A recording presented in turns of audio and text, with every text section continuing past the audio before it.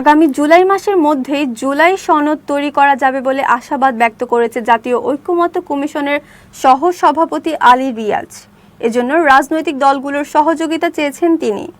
মঙ্গলবার দুপুরে রাজধানীর ফরেন সার্ভিস একাডেমির দোয়েল হলে রাজনৈতিক দলগুলোর সঙ্গে বৈঠকের শুরুতে এ মন্তব্য করেন তিনি। আলী রিয়াজ বলেন, জাতীয় ঐকমত্য কমিশন সংকল্পবদ্ধ যে আমরা জুলাই মাসের মধ্যেই জাতীয় সনদ তৈরি করতে পারব। সেক্ষেত্রে আপনারা যে সহযোগিতা দেখাচ্ছেন সেজন্য রাজনৈতিক দলগুলোর প্রতি এবং রাজনৈতিক নেতৃত্ববৃন্দের প্রতি আমাদের আন্তরিক কৃতজ্ঞতা। তিনি বলেন, আমরা আশা করছি প্রক্রিয়া অব্যাহত থাকলে আমাদের পক্ষে অভীষ্ট লক্ষ্য অর্জন করা সম্ভব। আমরা চেষ্টা করছি সমস্ত বিষয়গুলোতে যাতে আমরা সকলে একমত না হলেও সামগ্রিকভাবে বিভিন্ন বিষয় মতে আসতে পারি।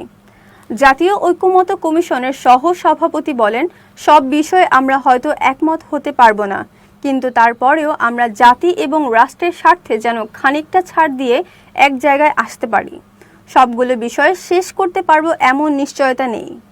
আলী রিয়াজ এই বৈঠকে সভাপতিত্ব করেছেন। বৈঠকে রয়েছেন কমিশনের সদস্য বিচারপতি এমদাদুল হক, বদিউল আলম মজুমদার, আইয়ুব মিয়া, ইফতেখারুজ্জামান, সফর রাজ হোসেন ও প্রধান উপদেষ্টা বিশেষ সহকারী মনির হায়দার।